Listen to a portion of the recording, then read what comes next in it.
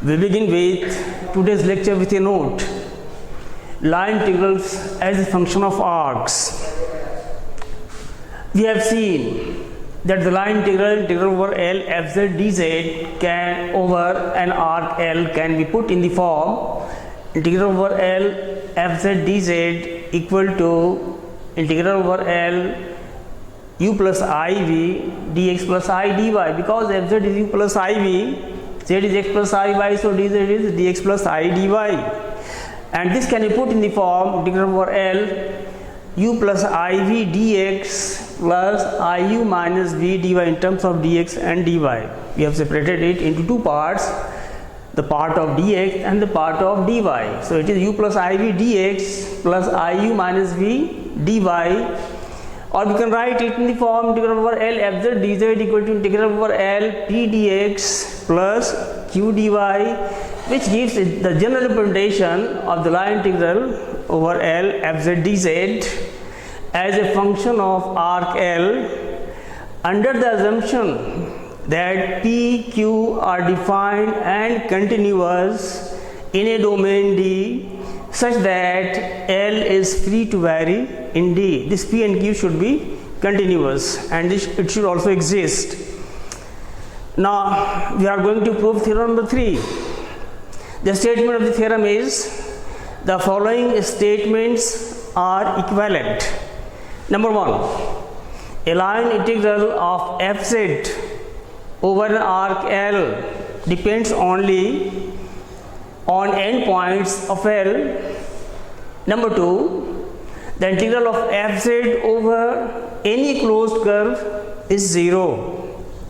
Proof. First, we suppose that 2 holds. This statement holds, that is, the integral of fz over any closed curve is 0. That is, the integral of fz over any closed curve be 0. Let L1 and L2 be any two arcs with the same endpoints A and C. These are the two arcs L1 and L2 having the same endpoints A and C. L1 is the arc ABC, the upper arc, and L2 is the arc ADC, the lower arc, both having same endpoints A and C. So this implies minus L2 will be the arc CDA in the reverse direction. Then arc ABCDA, ABCDA. This can be written in two parts, that is arc ABC plus arc CDA, arc ABC plus arc CDA.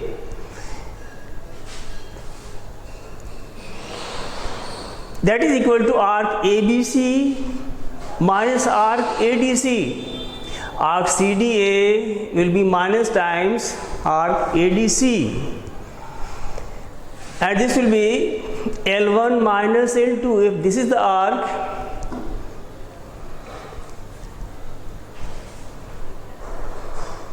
yes, CDA minus ADC, arc ABC is L1 and arc ADC is L2. So this is L1 minus L2. It shows that L1 minus L2 is a closed curve. A, B, C, D, A. This is a closed curve. Hence, by hypothesis 2, integral of fz dz over the closed curve L1 minus L2 is 0. By our hypothesis, the integral of fz over a closed curve L is 0. Now this is a closed curve L1 minus L2. So integral of fz dz over the closed curve L1 minus L2 is 0. And by property of line integral, this can be break up into two parts, integral over L1 fz dz plus integral over minus L2 fz dz. This equal to 0. This follows by property 3 of lecture S2 5.8. So this implies the integral over L1 fz dz minus integral over L2 fz dz, it is missing, fz dz, this is equal to 0. Again, by property 2 of lecture S2 5.8. So this implies integral over L1 fz dz is equal to integral over L2 fz dz, which proves 1. Conversely, we suppose 1, that is the integral over any two arcs with the same endpoints be the same, and let gamma be any closed curve.